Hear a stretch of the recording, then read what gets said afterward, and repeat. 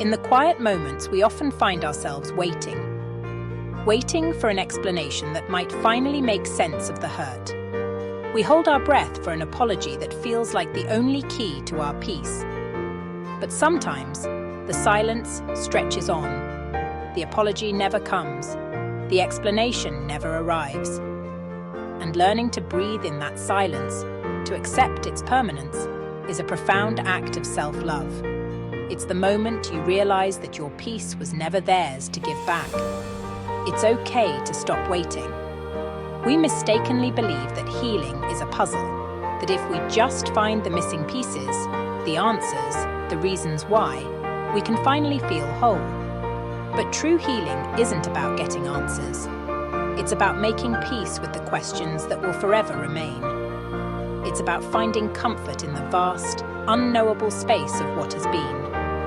You don't need closure from another person to close a chapter in your own story. You need acceptance.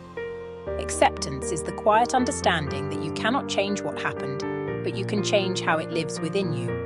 It's the gentle act of laying down the heavy burden of what if and if only.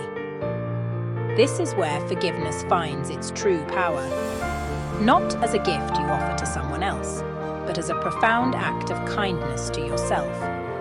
When you choose to forgive silently, without announcement or expectation, you free yourself, not them. You reclaim the energy you were spending on resentment and reinvest it in your own growth.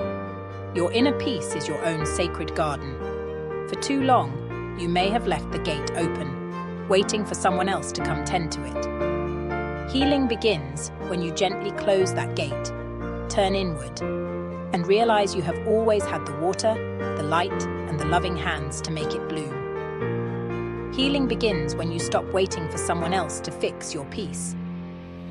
Inspire yourself. Follow for daily motivation.